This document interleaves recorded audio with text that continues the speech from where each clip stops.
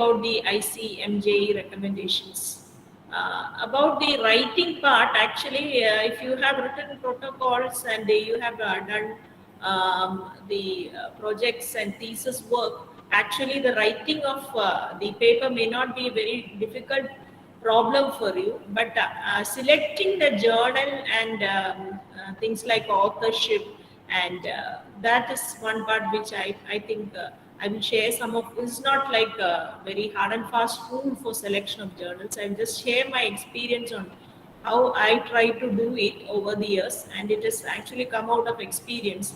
And nobody has, or perhaps we didn't get the good fortune to listen to speakers earlier like this. So I share my experience and some thoughts on how to select a journal, and then about the authorship criteria, manuscript preparation, and which we talk about the IMRAD format. I think most of you must be familiar with that.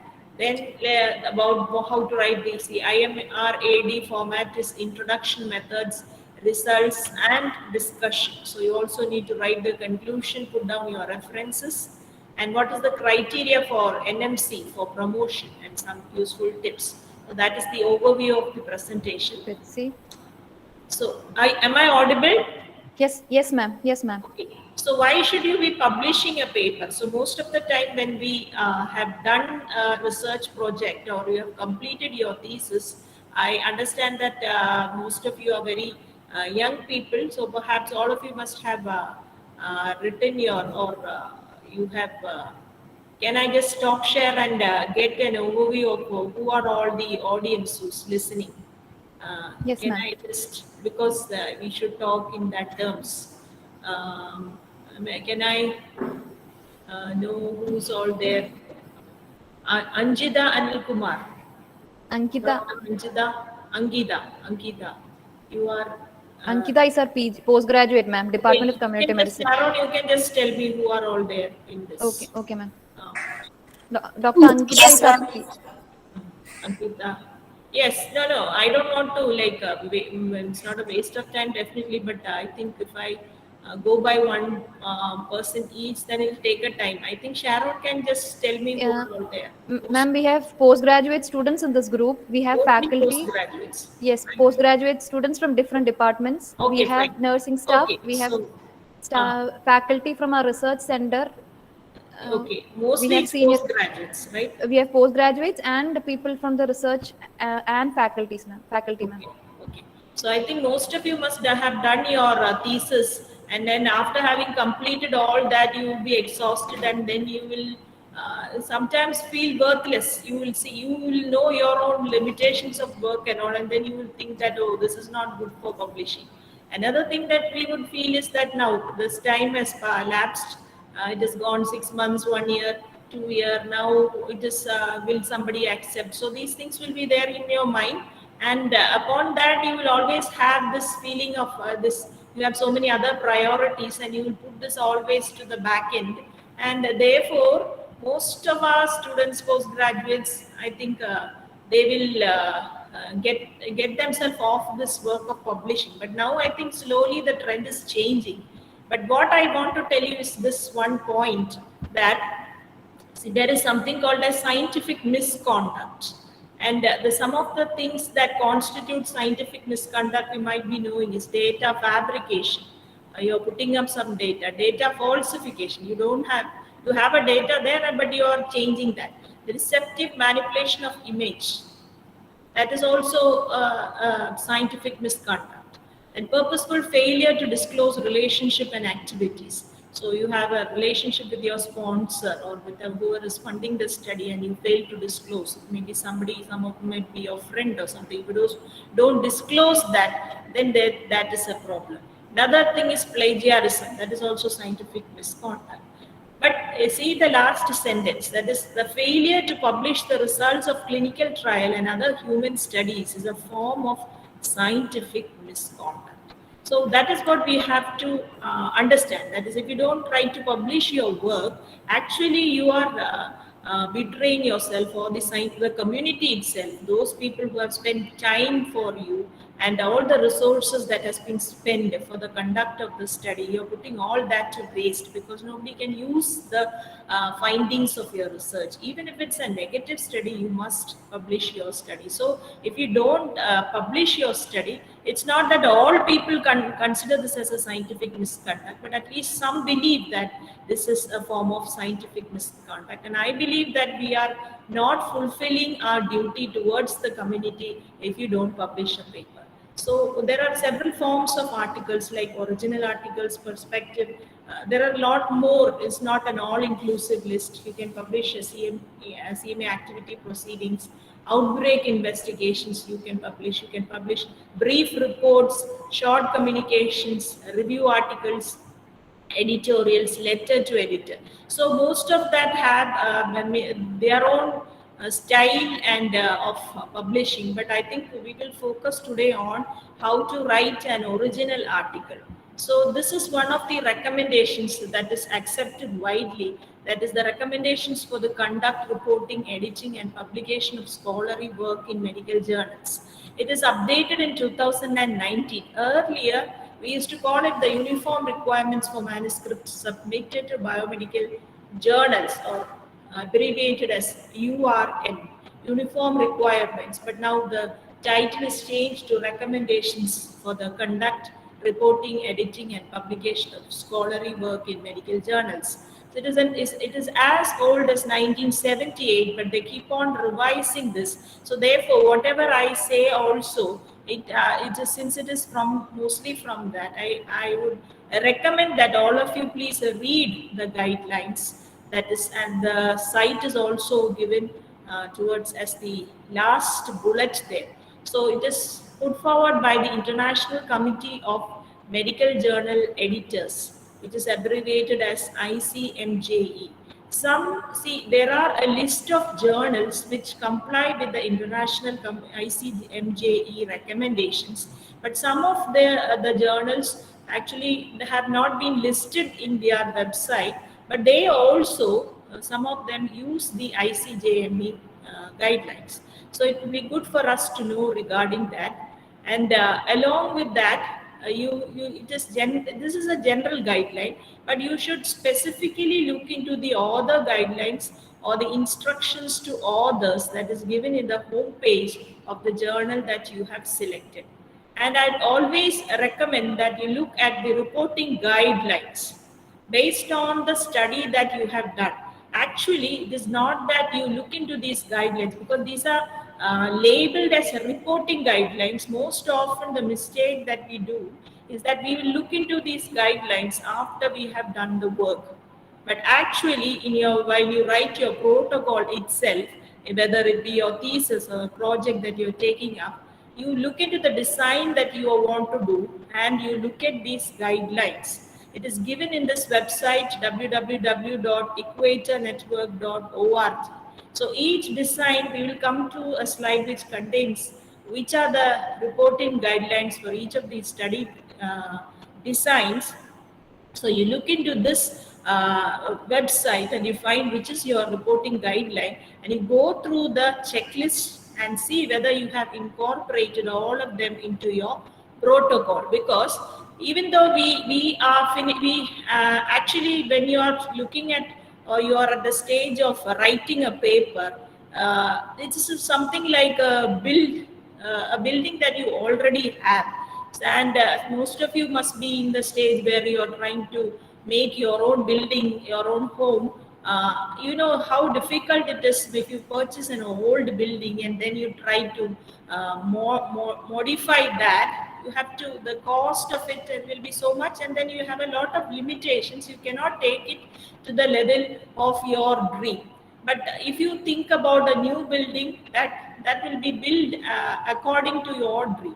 It's something like that. Similar to this situation, when you have already done your work, there are limitations to making it better. So that is why I'm emphasizing on the point that when you write your research protocol or your project, right at that stage, you take up all the guidance that you require from the websites, from your seniors, from those people whom you think resourceful, and make your protocol or your project proposal pakka.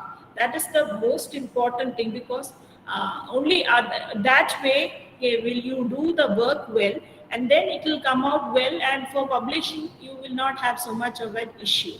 So that's why it took some time for that. So please go through these guidelines and prepare accordingly. So regarding journal selection, it is not a, see, I've written the title as journal selection policy, but it is not a policy of anybody.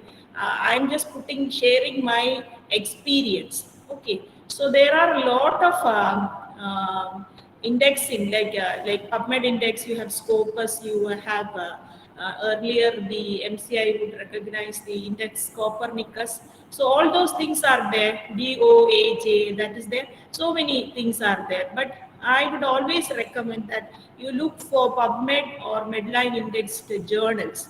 So that way you are sure about the quality of the journal, and you are sure that you are giving your works to some authentic journal. So another thing to look for is the impact factor. So impact factor, what it is, we will come to, but what at our level means we are not very recognized researchers, and our research work is not that like very it's not a milestone in the things like that. Mostly it is like that for us. So that time I think it is better for us to look at the impact factor, just to see whether your article will go into that journal. So it's better that you choose a journal which is not a very high impact, has not very high impact or very low impact.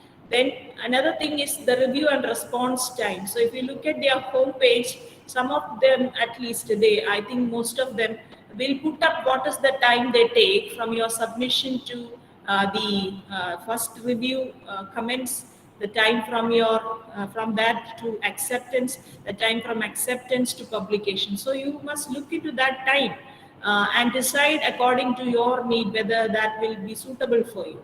Then this is very important, whether the journal addresses the topic that you are having as part of your work, whether the scope of the journal, they give the scope of the journal in the homepage, whether the scope of the journal is related to the work that is very important, because even if you have a very good article, if that article does not come within the scope of that particular journal, they may reject the article. So you will feel that it is not. So most of them they do tell us that it is beyond, it is not there in the scope of our journal, but then you will be wasting a lot of time. So it's better that you look to whether the scope of the journal that is mentioned in the homepage is according to your work. Another thing is that most of us will look for the journals which are published internationally, and also look for Indian journals.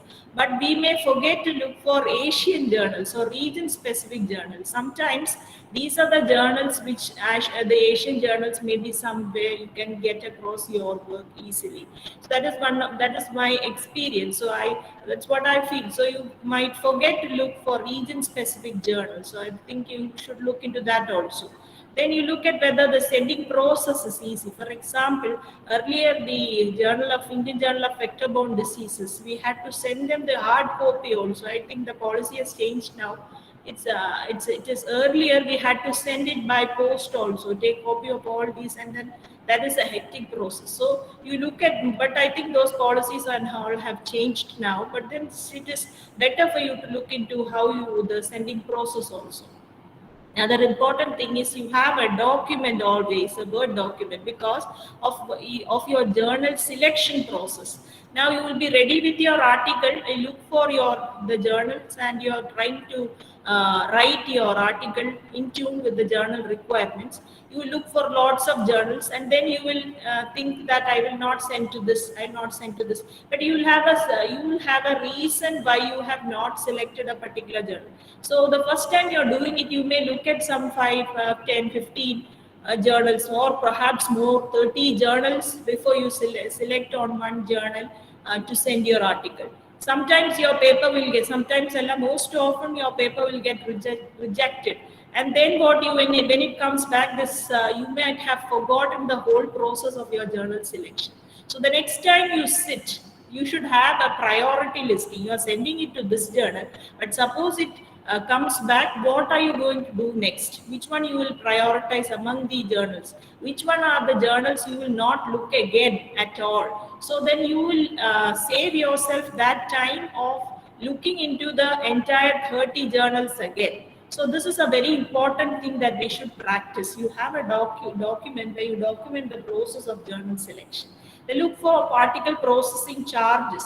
Earlier, I used to look very keenly on this because it will be spelled out in the author guidelines or the instruction to the authors. And how I used to do is I just give a search Control F, put the word charge or fees there, and if there is a charge or fee, it will take you to where it is. And then that was also a criteria by which you would select, because if you can't afford the processing charges, then you will not go for the journal. But now I think there are changes, because most of the journals are giving the articles as open access. Most of them do have processing charges. Most of those journals which I used to look for earlier, if I look now, most of them are charging now. But that too, you have to even if they are charging, you have to see whether it is within your capacity. So that is, I think, thing you should to look into. Another important thing is you download sample articles from the website. They do archive all these in their site. Most of them do that. So if you download a few, you just go through the abstract and see what is the standard of those articles and whether your article or your paper is a match with that. So if it is very hi-fi, though all those articles very technical and not just not in tunes with the kind of work that you have, then you just forget about that. That will save a lot of your time. So you look for the sample articles and select those journals which you think will help you get across your work. So that is some of my experiences there. So you definitely go to the journal homepage, look at the author guidelines and instructions to the authors, because each journal will have its own style of formatting and all those things which you have to go very keenly into, because the first time you get your give your paper, somebody will look at it, and it may not be a scientific person. Sometimes the first thing that they look into maybe whether the how you have written is according to the author guidelines, and some of them will reject it straight away if you have not written according to the author guidelines. But some of them will be kind enough to send it back to you and tell you that you just do it again with looking into the author guidelines, so that we can give it to the reviewers. So if you do it in the beginning itself, you can save this time and save this you save your time and save the time of the person who's looking at it. And also about the journal, you should look at the frequency of publication, because if a journal is publishing more frequently, then the number of papers that they will be able to handle will be more, and there is a more chance for your paper to go into that. So in fact, I said indexing also you should look into sample articles, I said. So for example, if you look at this infectious disease journal in obstetrics and gynecology, you find that the acceptance rate is only 20%. So the majority of articles that are said, 80% gets rejected. And for that matter, most journals, you will find that the acceptance rate is only about that. And see, the average time between submission and the final decision is 53 days. Average time between acceptance and publication is 81 days. So on an average, if you see that is 6 plus 6 and that is 13, so 100 plus. So you should bear in mind that you will have to, it is around 6 months minimum you will have to wait, or if it's a good journal it might take even 1 year or more. But then you also think of you sending reminders, or if that because these you don't have any organic relationship with the people who are doing this work. So The only way that you can communicate to them is through emails, or perhaps some of the journals will have phone numbers, contact persons. You can call them. And for example, for the IJMR publication recently that I did, there was a delay. Then I called them up, and then I got them over phone. So you know what is the problem? Is there a problem there, and whether it needs to be rectified? So that thing you can do. Now this is about finding the journal. Now I am just showing, this is a website that is Ask Jane, ASKJANE. You can write down. If you put your title in this window, that, or perhaps what should I call it, a cell. For example, I have written, insert your title or abstract here. So you can either put your title here or your abstract here. So one of the work that we did in GMC Kollam, screening of inmates in old age home in Kollam for tuberculosis. So I put that there, just the title there, and there you can find your journals. You can also find authors who have written, who work related, or you can find articles also. So you put it there, and this is what I get. So this is the output that comes. You get a list of all these journals, and you can see whether it is Medline indexed, whether it is there in the PubMed Central, PMC. Okay, so if it's Medline indexed and high quality open access, they have written. Some of them, they have not written that.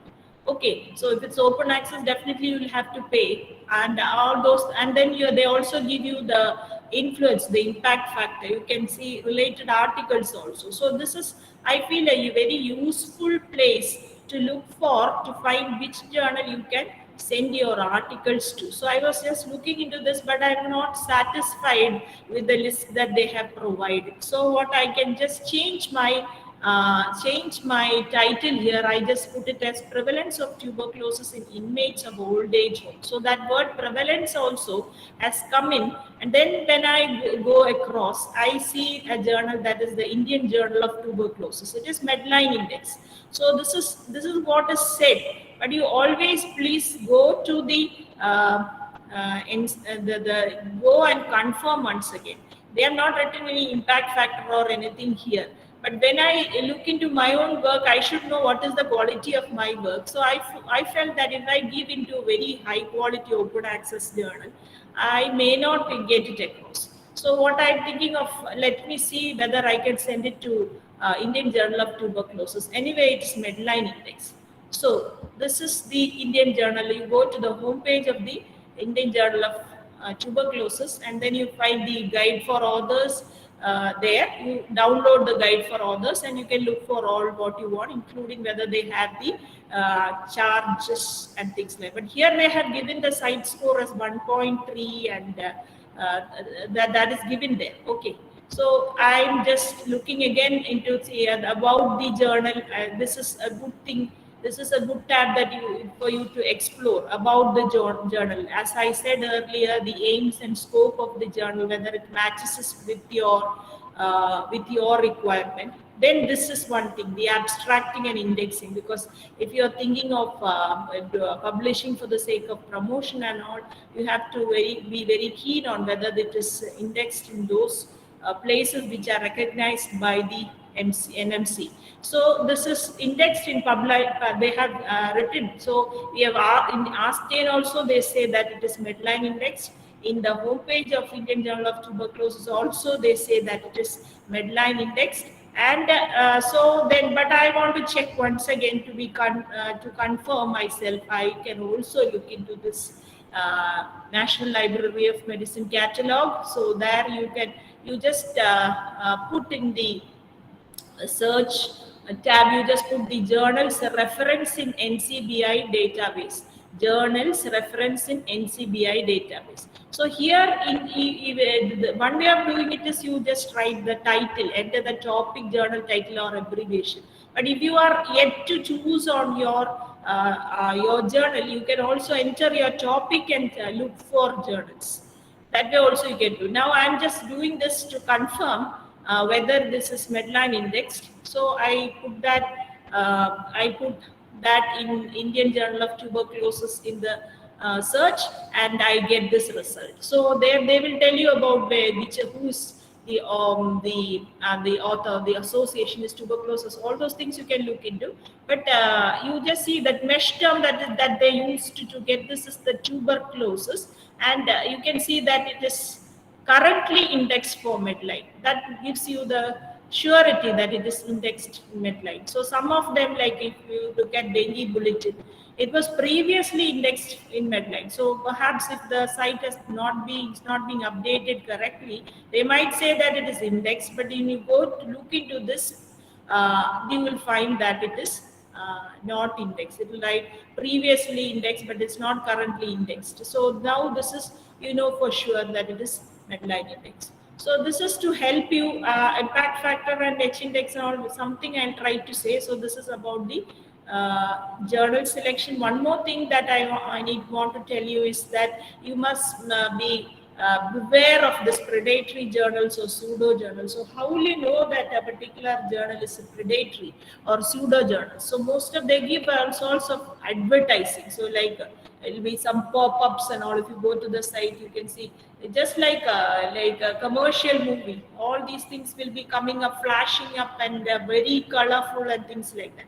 Advertising as a scholar, sometimes they send to you repeatedly mails and all that you can publish within this time, very short time and all, because so such journals you have to be careful with. They advertise as scholarly medical journals, but they are not. So accept and publish all submissions, very fast publication. They might not tell you they have article charging fee. Some of them will, when you they will just give you a message, your paper is accepted, you send such money.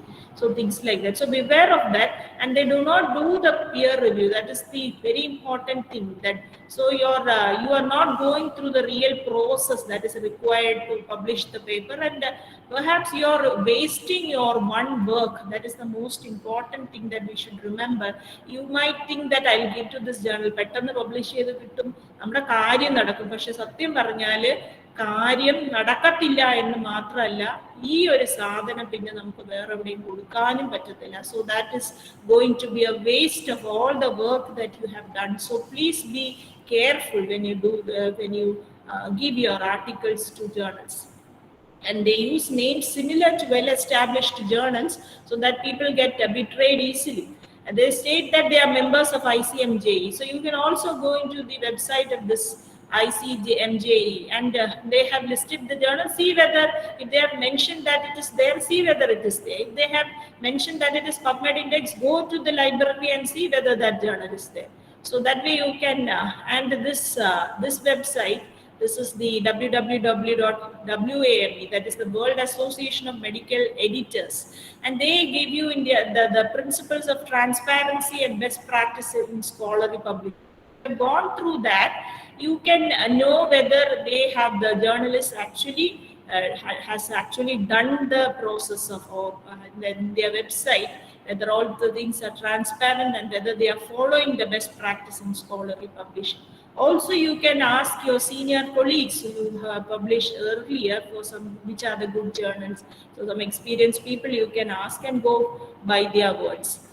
And another important thing is that not only that you don't give your work to such journals, but you also avoid citing articles which come in that predatory journals. You may think it is information, but then please do avoid citing articles that come in predatory journals.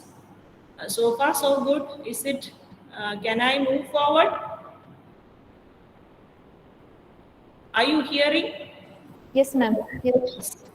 Okay, so far we were looking at the process of journal selection, because I spent some time on that, because this is one area which I didn't know years back, and actually I have learned across maybe there are, that's why I stated in the beginning itself, it is not a policy, it is just a sharing of experience.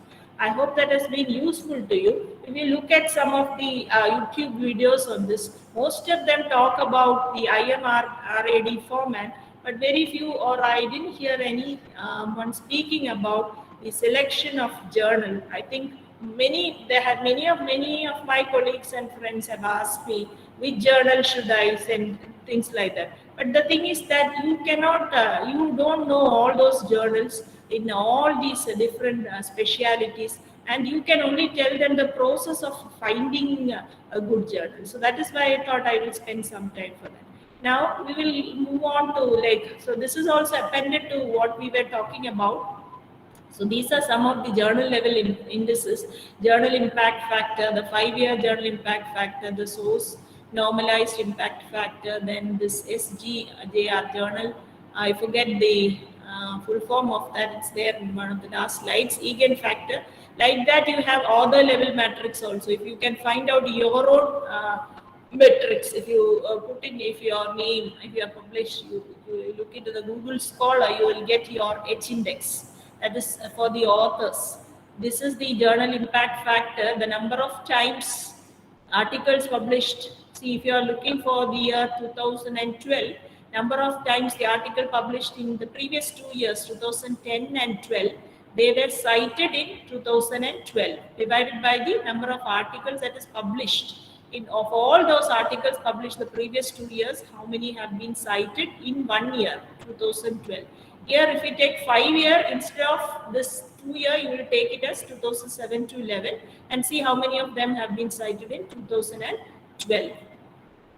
Another, so this is, I'll not ponder too much on this. Now, who should be an author? So these are the 4 criteria that an author should fulfill. One is that he or she should have, or anyone, if you think of transgender and all those things. Now, so substantial contributions to the conception or design of the work, or the acquisition, analysis, or interpretation. Whoever the authors, they, he, she, or they, whatever, they have to have substantial contributions in the concept or design of the work, or the acquisition, or analysis, or interpretation. That's all, or.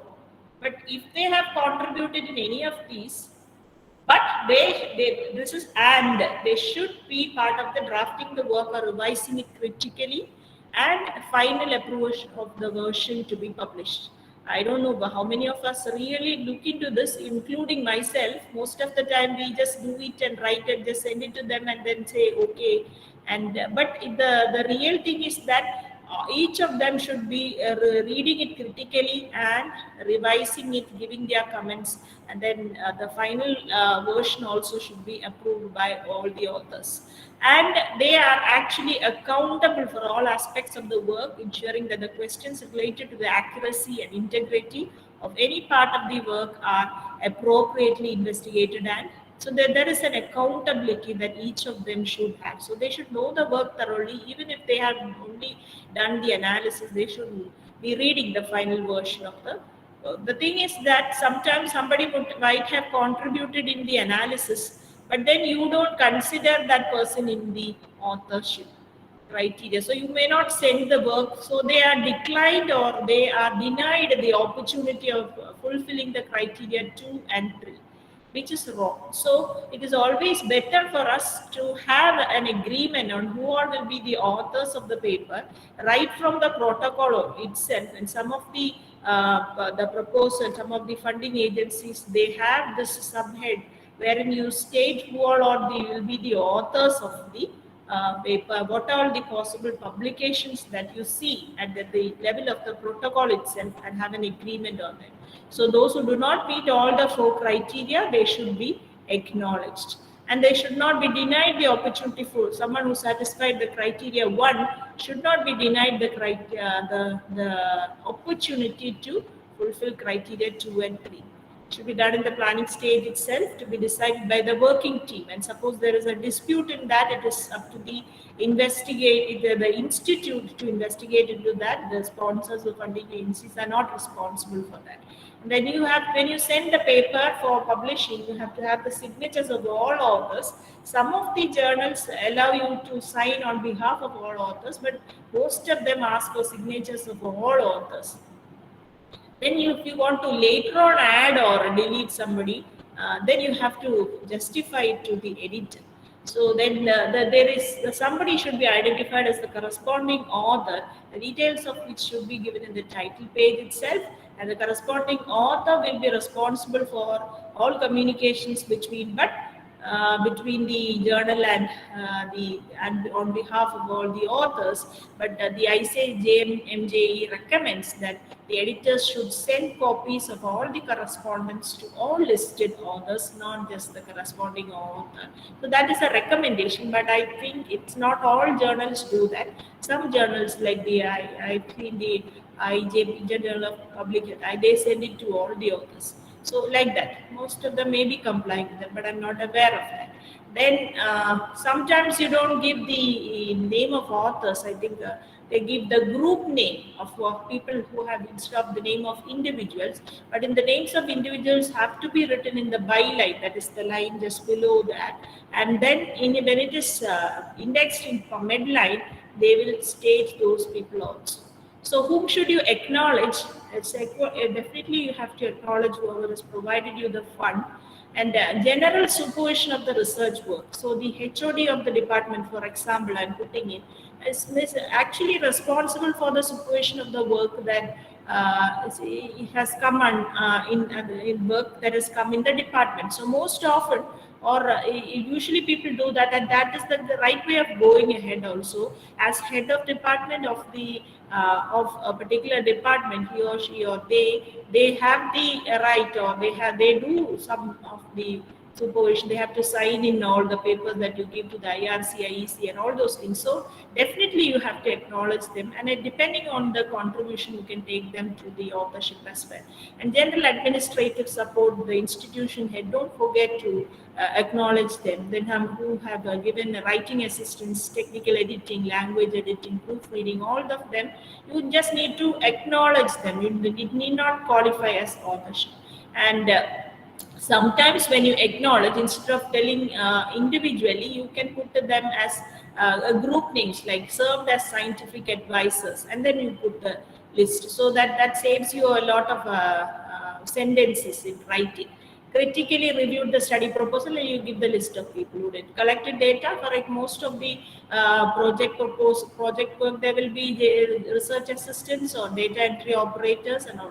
Please don't forget to acknowledge all of them, because they are critical people who have actually been and actually helped you finish the work.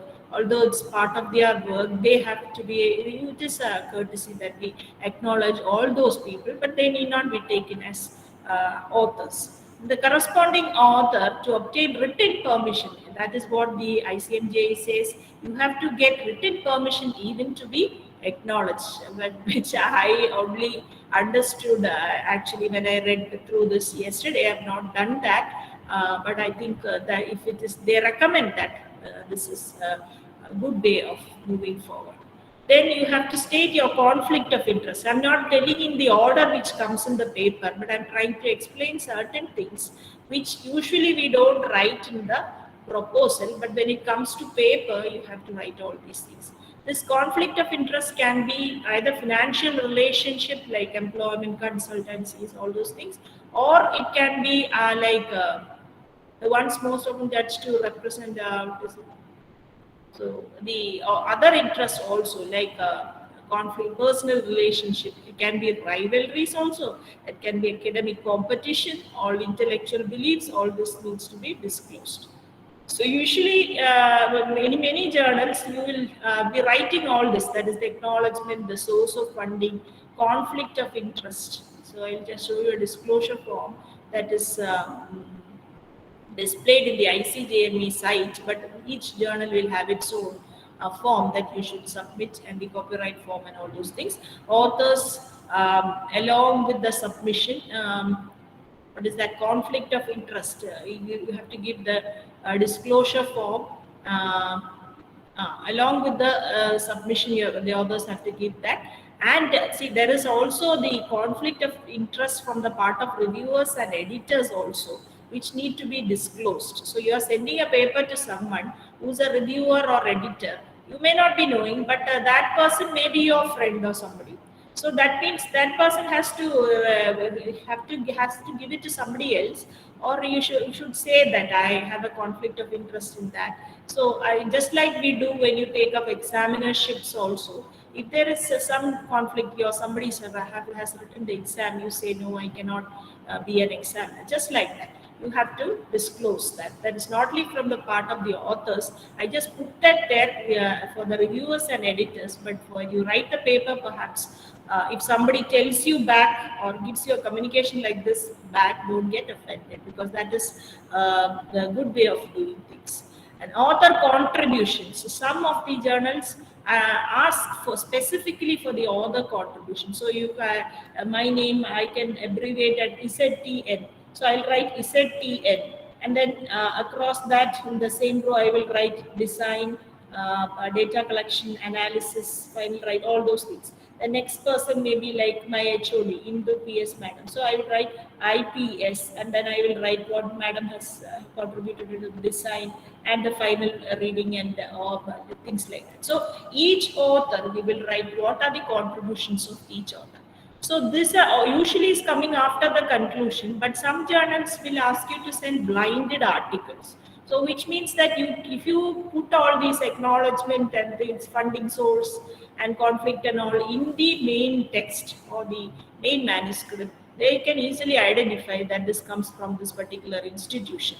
So what they do is they ask you to write all this in the title page. So this will go to the title page, and the acknowledgements, also funding, conflict of interest, author contribution, all those which reveal the identity of the authors will go into the title page, and the main text or the main manuscript will be blinded. They even ask you to take off the name of setting and mention it as a tertiary care setting or things like that in order to make the article blind.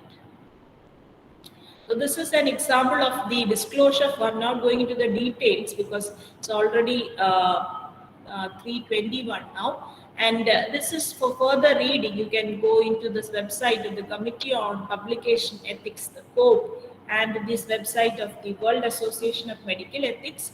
That is also, you can read more on that from there. And now I will tell you in short, are you all there?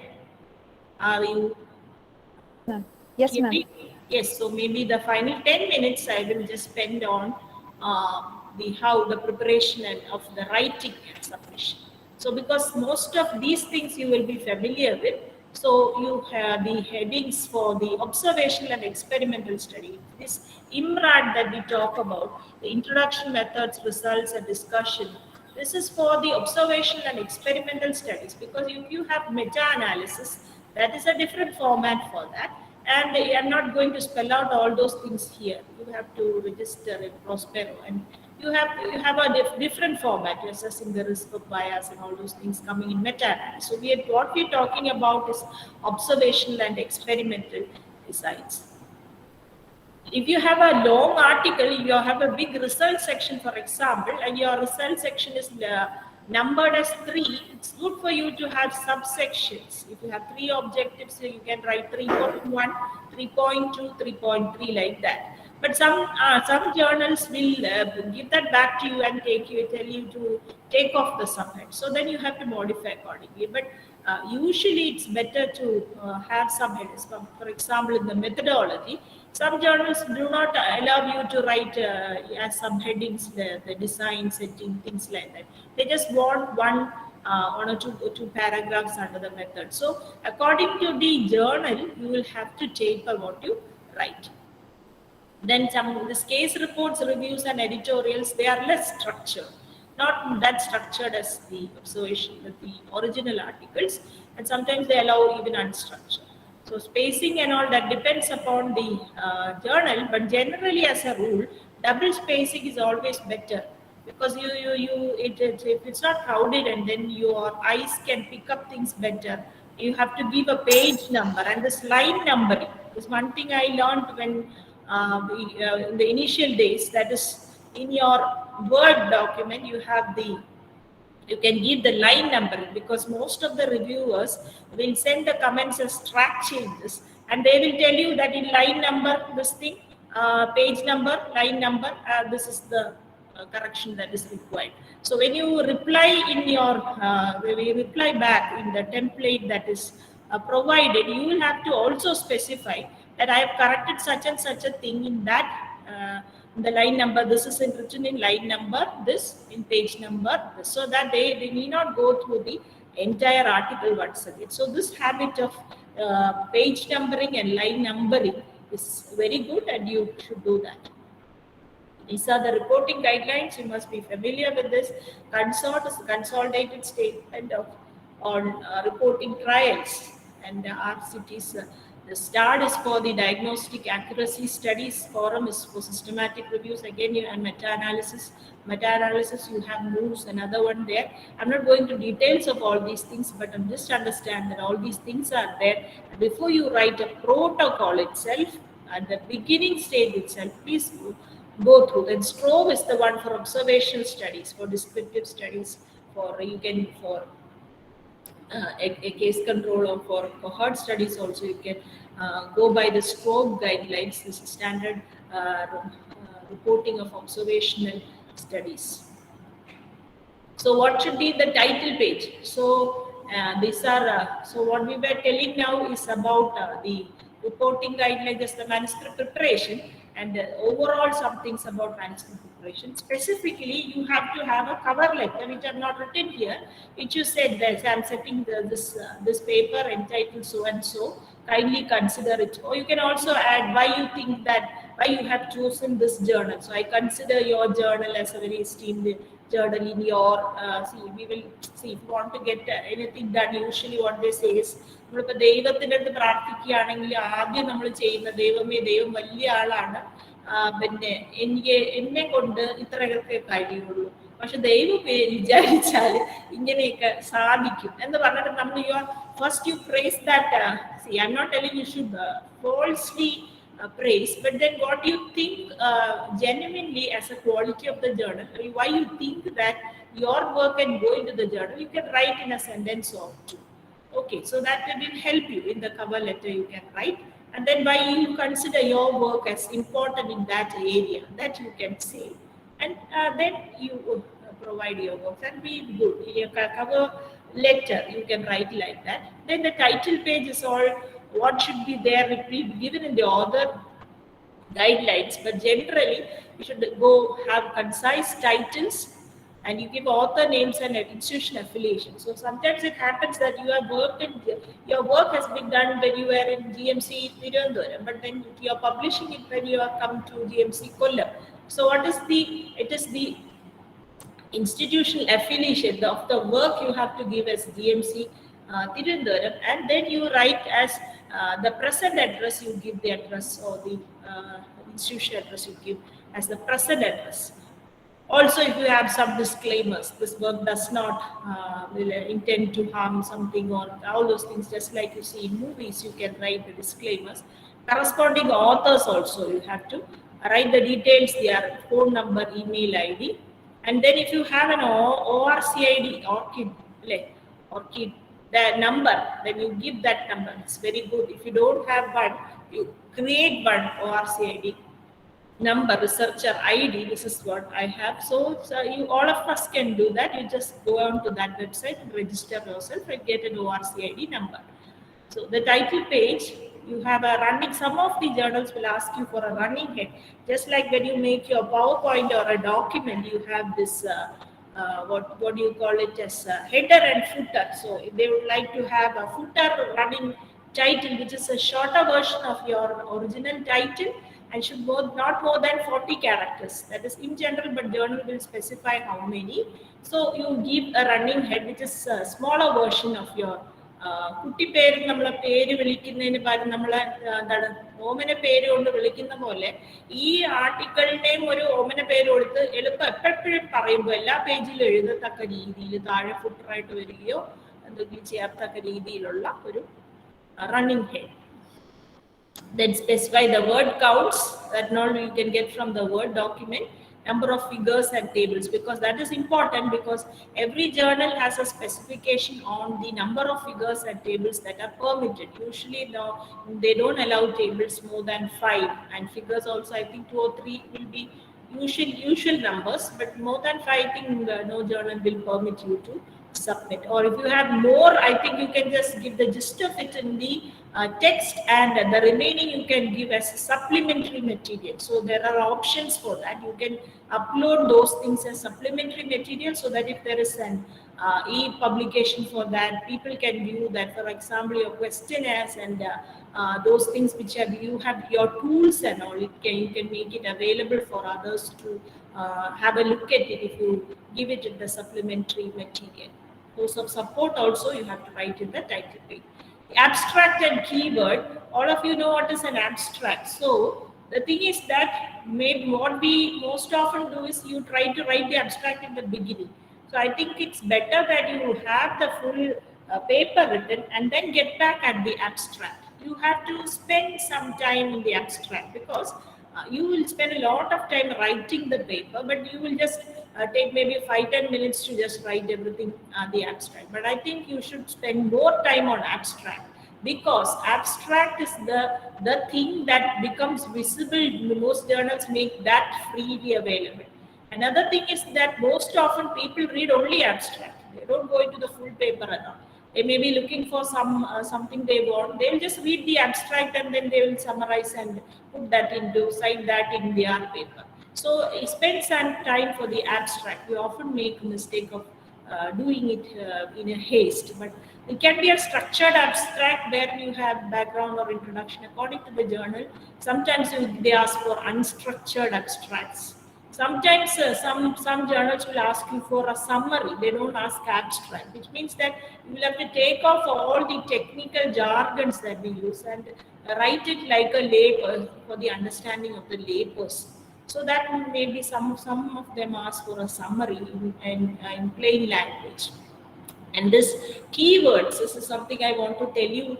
This keywords, which I also was not aware until a few years back, that this keywords you have to do it with very you have to do it with caution. So that because if you spend time and find out the real keywords, which are the terms from the mesh subheading, then you are the chances for your work being cited is very high.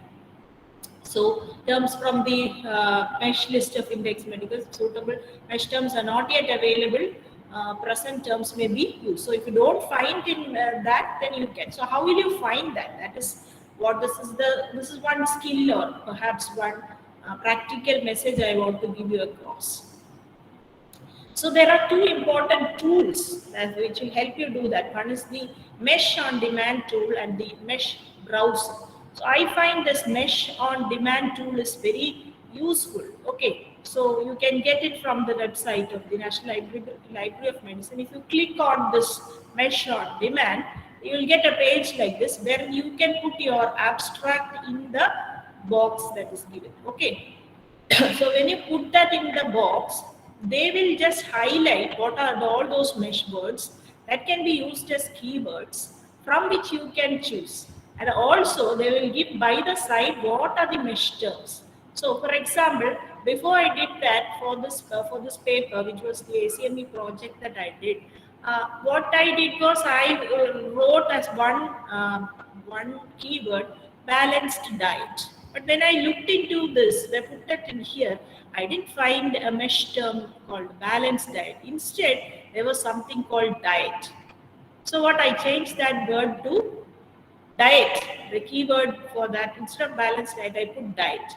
Another is I have written medical education here, but the mesh term is students medical. Okay, something like that. Again, the medical students instead of not the medical education, medical students. It is students medical. Like that, you can find appropriate mesh terms. Another what I changed was I had written randomization. Instead of that, see that word has been highlighted, but the mesh term that is used is random allocation. Okay, so I changed the keyword from that, like that. So this is a very helpful tool. So please note this mesh on demand can be used to find your appropriate keywords. Another is, so then I've written that again here. This, for example, I changed the keyword from balanced diet to diet. Similarly, I changed online learning. That is another thing. Online learning, I changed to learning distance, because that is the mesh term that's right. But again, this is another, like the other tool there, that is the mesh browser. That will give you the tree, like See, I did not use this, so I will not advocate too much on that. But the mesh on demand, I feel it's a very useful tool. So then in the introduction, so that is about the abstract and keywords. In the introduction, you all know when you, because you are all have done your projects and thesis and all.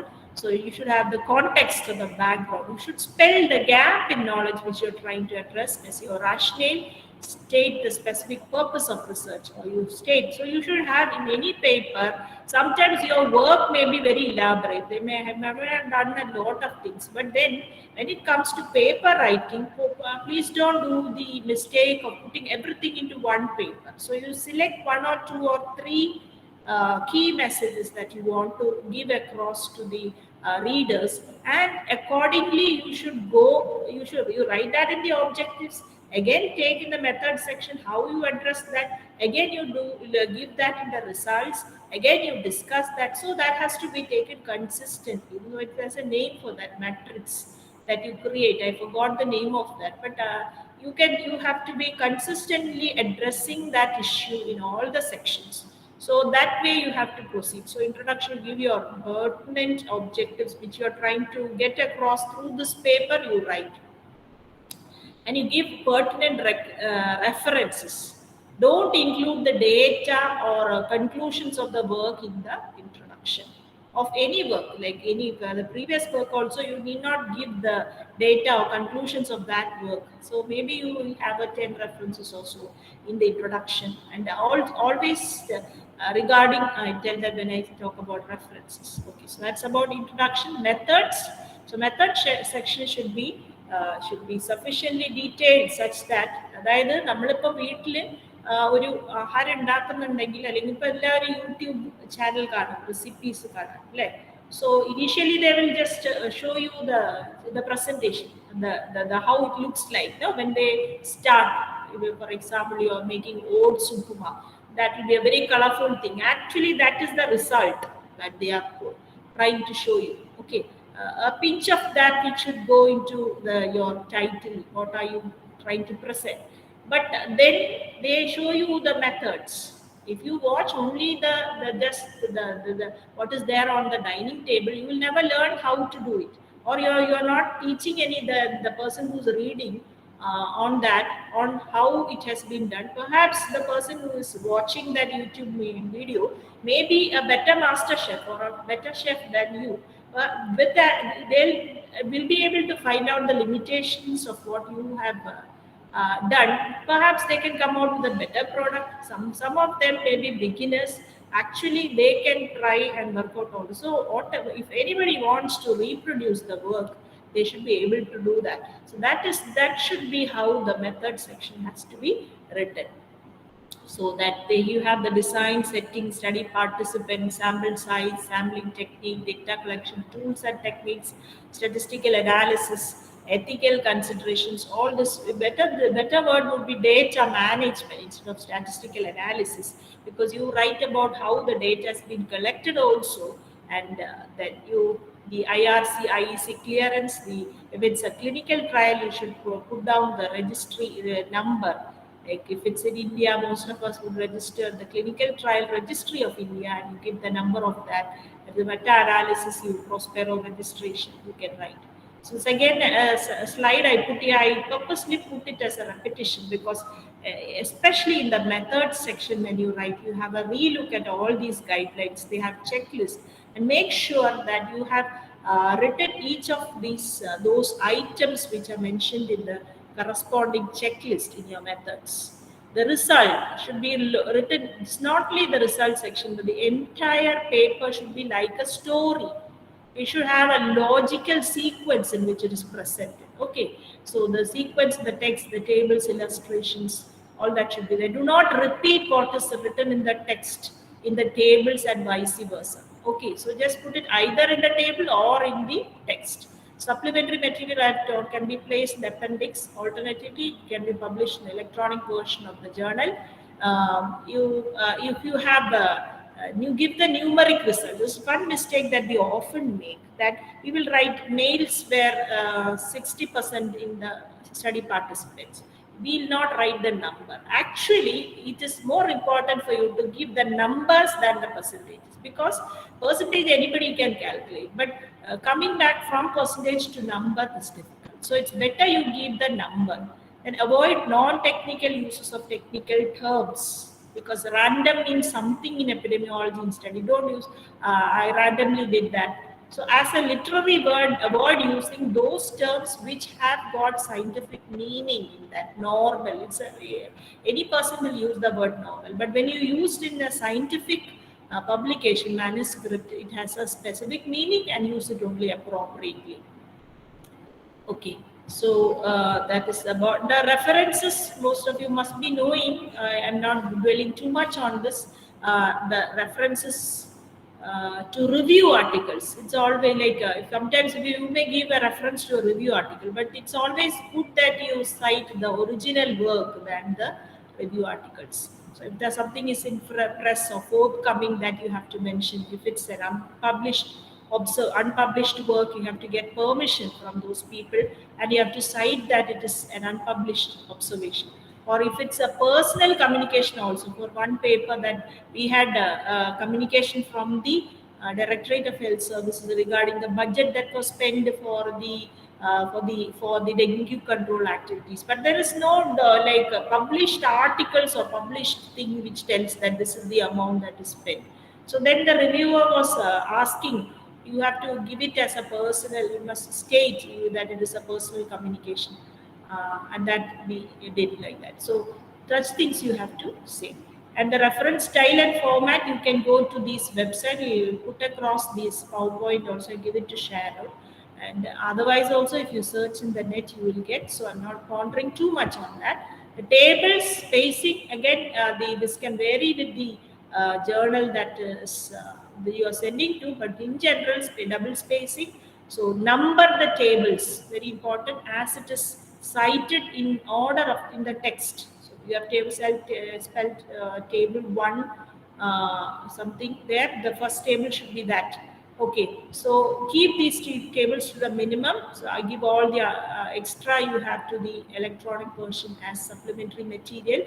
Don't forget the column and row head. So I have also committed this mistake of forgetting to every column and every row has to have a head. Sometimes we'll leave it blank. So then the review has to ask what is the column head. So these are very specific rules. Every table has to, the column and row head has to be written. Then footnotes, because when you write the tables, you try to adjust or format the tables. You can't write the full thing there as a column head or row head. You may give abbreviation, but as footnote, you expand the abbreviations. Sometimes you take tables from other sources. Usually it figures in the method section or in the discussion section. So if you're taking it from other sources, you must get permission, and it also has to be cited in the text.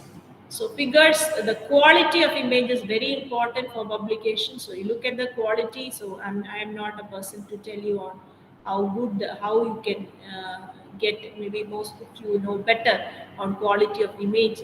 Anyway, the format, they usually ask ABEG or GIF, and this figure legend is usually not given in the figure. You upload the figure in the site, and you will give the legend in the manuscript or the main text at the end of, after you have given your, so once you have finished your references, it's after that you give the tables. And then we don't generally give the figures there. You just give the figure legend there, and the figures are uploaded separately usually. So if you want to contrast, if you want to show symbols, arrows, and use contrast colors. But if you are using colors, most journals will charge you extra if you want to give color images. And photos, if you are putting, be very careful. You have to get permission from the person.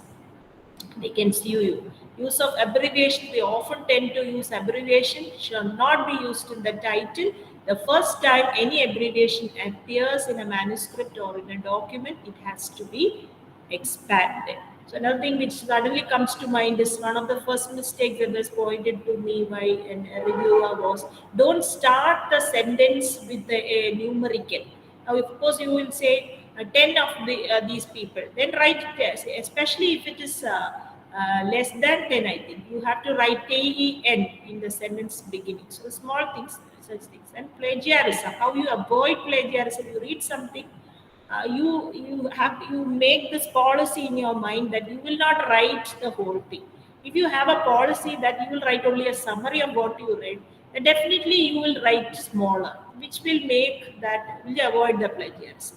Another thing is paraphrasing. So same sentence you write in your own words, put this there, just put the words, change of words, and or use synonyms of those words and paraphrase. Another thing is you quote it as such and cite the reference. So that will help you. So then there are a lot of plagiarism softwares which you can buy, and some of them are available freely. The problem is when you have a freely downloaded plagiarism checker, they will you will have to upload bits and bits of your paper, but all of them now advise you to go do this plagiarism check before giving for publication.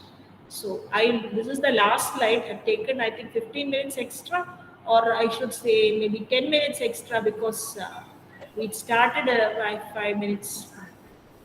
But this is a very important and last slide that I like to conclude on. So last day I was hearing a talk, and they said that the how you perform in your work or wherever, it will depend only a 15% on the technical knowledge or know-how that you have, and the rest of it, or majority, or 75% of, will depend on who you are. So that is a very important statement. I was putting across the statement to our students also when we're discussing the ACCO module. So how much of time do we really invest in developing ourselves as a person? It's very important. And I think medical schools also should focus on developing children's personalities. They should know of who they are, what are their strengths, what are their limitations, and the training should enable them to overcome their limitations. They should grow stronger in what they are deficient. So I feel that it is this personality development which is more important, even in the case of publication. It comes to publishing works also. So the important P is perseverance. Perseverance, perseverance. We all heard on the Edison's quote. I'm not quoting it now. All of you know that perseverance is the very key. Is the key to success regarding publication. Another P, that is avoid procrastination. നാളെ ചെയ്യാം നാളെ ചെയ്യാം നാളെ ചെയ്യാം എന്നുള്ളതിന് നാളെ ആക്കുന്നതിന് മുമ്പ് ഇന്ന് ഇച്ചിരി ചെയ്യാം, ബാക്കി നാളെ ചെയ്യാം എന്നുള്ള ഒരു ആറ്റിറ്റ്യൂഡ് എടുത്താൽ, I think. And then when you start working, you are not going to finish any publication or a paperwork in a day, a week. Sometimes it will take months, because most of us we do not have separate time for research in our or teaching for research or doing related activities in our institutions in India. Some institutions abroad do have a policy like that, but we don't. So as part of the work time, you will have to what should I say? You'll have to what should I say? Steal time, or I don't know. Or you can't call it steal time. You have to find a time to do that. So which you will not get in a day, or you will be getting little time every day. So this goes as a continuous process. So what we tend to do is, you start doing something now. Maybe you will take this after 1 week or 2 weeks, which you will forget what you have done earlier. At least I forget. So what in the document itself, at the end of the document, you write, next time I take, what am I going to do? So you have a to-do list in the end of the document, and the next time you take, you start from there. Don't start reading from the above. So you know next what I should do, and then take it up slowly, slow and steady. You will win the race. But that determination is very important. Then again, collaboration. You can't do work alone. You have to collaborate, especially interdepartmental.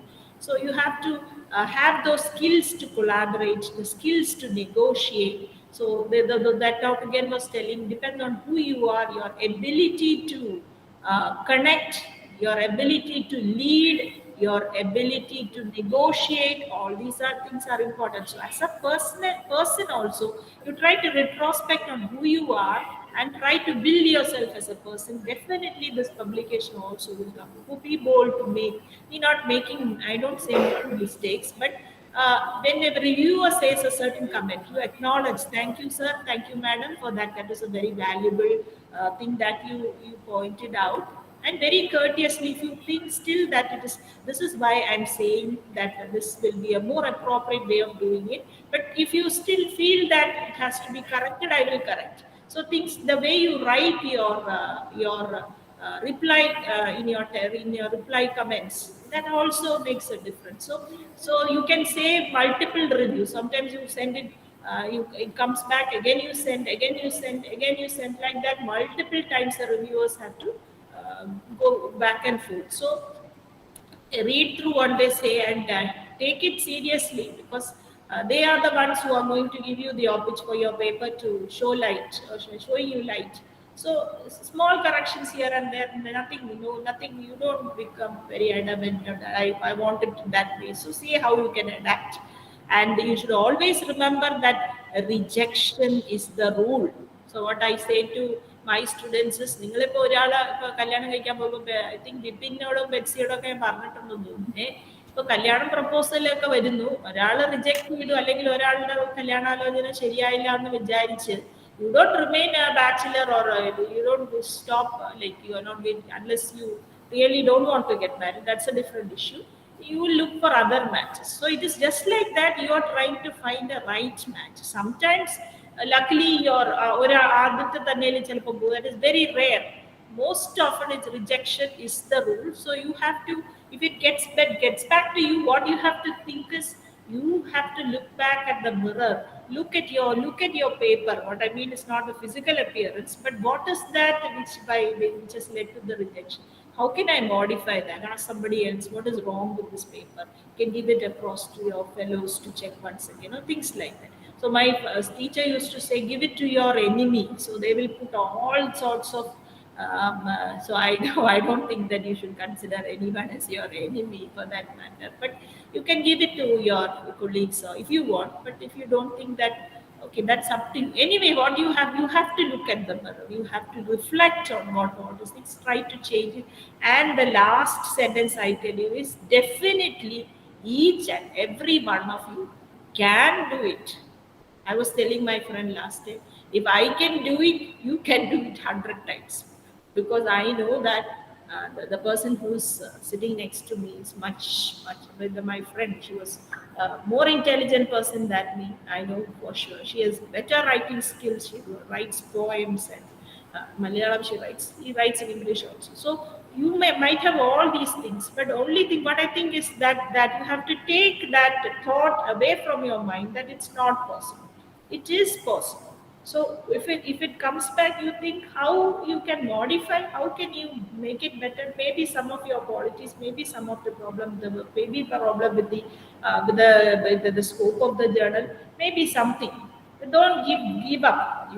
That determination and perseverance will definitely, and once you, my sir once used to say that, ഇതിപ്പോ രക്തം കുടിക്കുന്നവര് ഒരു പ്രാവശ്യം അതിന്റെ ഒരു പിന്നെ എന്താണ് അതിന്റെ ഒരു ഇത് കിട്ടിയാൽ, like you get the feel of, you enjoy the feel of getting a paper published, the process of going through, then it becomes easy. Then you will automatically want to do it again and again, and you will definitely find time for that. The first work is often very difficult, but definitely all of you will be able to do it. And I'd stop it there, and I'm sorry I took a little more time. No problem, ma'am. Okay, thank you very much. Now I think we can take a few questions from the audience. My madam is here. Hindu madam is also here. Madam is a very what should I say? She has been in the forefront of most activities in the state.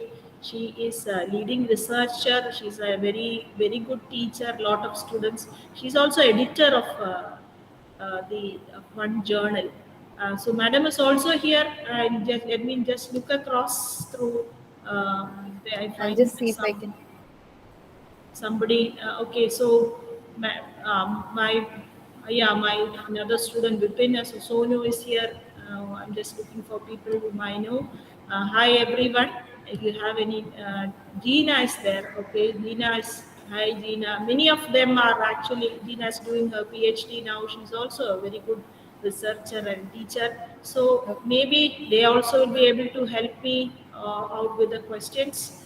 Okay. Madam, if you want to say something, or if or shall we take In up the the questions? okay, I if just noticed her here now.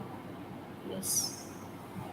or all of you are free to send your queries or questions to ceu at pushpagiri.in. Anytime I can send it back to Zinia ma'am for the answers. Yeah, maybe that there is from the questions that me also move forward. Like if Okay, I have okay. no guarantee that I can answer your question, but Ma'am, definitely just we can one. think together, or perhaps I can get back to you with the answer. Okay, you can all of you can send mail to ceu at pushpagiri.in. If there are no questions, that means that you have not understood anything. Ma'am, That's Indu ma'am has messaged that it was an excellent presentation. He always says that. He always says that. Okay, That is ma'am. her character. So, not that I appreciate that, and thank you, madam, for that. It is Ma'am, can I very. ask you one question, ma'am? I just have one question. Ah, Ma'am, you have told about predatory journals. ah. Ma'am, what is the impact that it is going to have if so many publications are going to get published in predatory journals? Because it is easy, and most of us, it's easy to get it published there. So, what is going to happen if number of publications in the predatory journals is going to increase? Okay, so the quality is going to get compromised. Okay, so your work will get across, and you have a publication. Now, I didn't tell you one thing. I forgot about that. Can I just? It's about the. Can I just share the screen if you give me? Sure, ma'am. Sure. Yes, I think I skipped one or two slides because of time. I will just show you that also. See, this is the NMC requirement. Are you seeing something? Yes, ma'am. Yes, ma'am. I've taken it from the Gazette publication. See, what they say is that it has to be, but that is for a professor of or an additional professor. That is associate professor in the subject for 3 years. And regarding 3 research publication, at least 2 as associate professor, only original papers. Meta-analysis. Earlier they would not take this, but now they accept meta-analysis, systematic reviews, case series, and that is published in Medline PubMed. Of course, it will be there. Citation index, sciences, citation index, expanded embase, corpus, DOAJ, that is Director of Open Access Journals. So this is where this is, if you have to publish in this. So, but what I would say is that all these criteria and guidelines will keep changing. But one thing will not change is this Medline and PubMed Central. So as far as possible, we try to give it there. So you don't, if you want to 1, 2, 3 journals, you said you don't get it published, don't get disheartened. See, I have had a paper which went across, I think 4 or 5 journals it went, but then finally it went into a Medline indexed good impact paper. So that's what I said. It's not that the paper rejects. It only means that you are not the paper is not a right match for them. Doesn't don't get rejected. Work on it. Find somebody else. You will be definitely find someone. Someone I meant that I'm just trying to personify that journal, but that is you will find definitely. And that determination should be there. Again, as assistant professor, I am not going to details, but the same is there.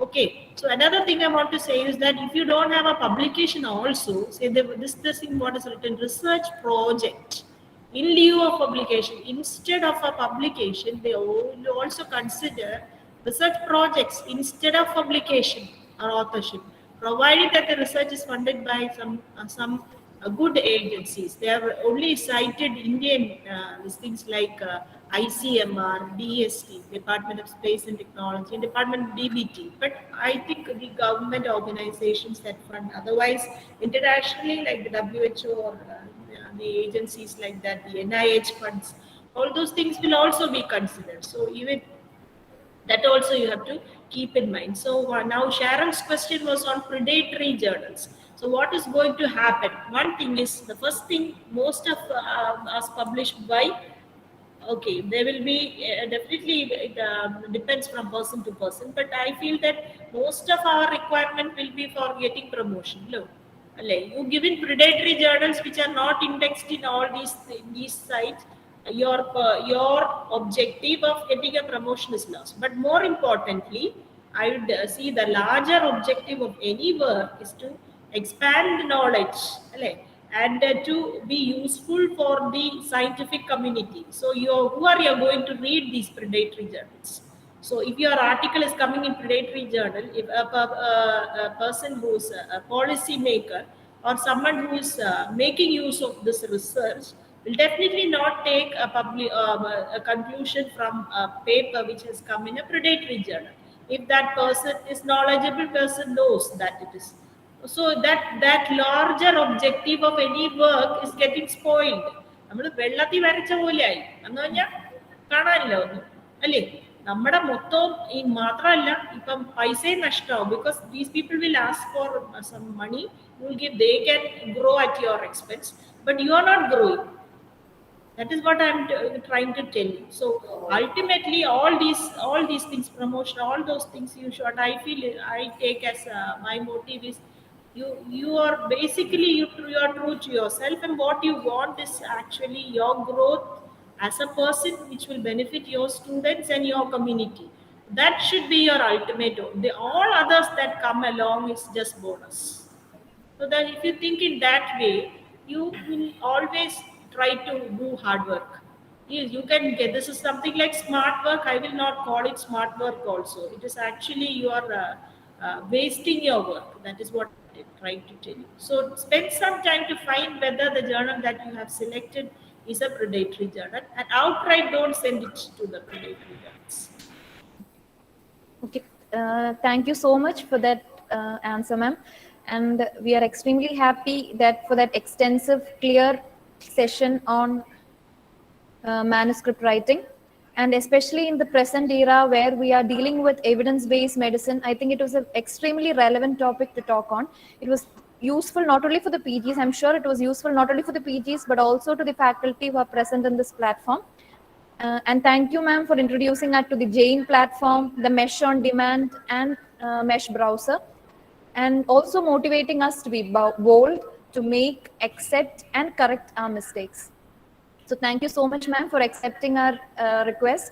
And I would also like to thank our academic director, the Pushpagiri Clinical Club Unit, and all the members of the Clinical Epidemiology Unit, Pushpagiri Medical College, for their continued support in the conduct of scientific. Thank you all, ma'am. I think I'll also thank my HOD Indu madam for giving me the time for me in the department. Actually, it was an excellent. Since there is a group interested in research and publications, I think senior all the points. I endorse all the points. Actually, she's a seasoned researcher from academics in public health in Kerala. Since she's her PhD work was a WHO fellowship and all, and she's working with communicable disease. And the way they approach to science, I think that is really important, especially for the beginners. It's not important that we get the paper published, but in the right journal. And I think all the basic principles and ethics also she has mentioned. Thank you, senior. I think it was a real. Is a recorded version, yes, ma'am, available? That will also, yes, ma'am. This is getting recorded, ma'am. Okay. Probably you will put it up in your site or somewhere. And I'll be sharing it with ma'am. Okay. I will share it across, madam. I will share it across. Yeah, it's a very, because you have taken the trouble to prepare all these slides, and I think it will be very useful for all. I mean, all those who would like to publish, not only in community medicine, general. Thank you. Congrats once again, senior. And thank you very much, madam, for the opportunity. Thank you, Sharon. Thank you, ma'am. And the entire unit there, my students Betsy and all those who join. I think Nisha also joined now. I think just late. Maybe we will share the presentation with our. I share the presentation to Sharon, and the recording also will be. I'll share it with you. Okay, and I thoroughly enjoyed interacting with you. Thank you, ma'am. Thank you. Thank you. Thank you, ma'am. Thanks.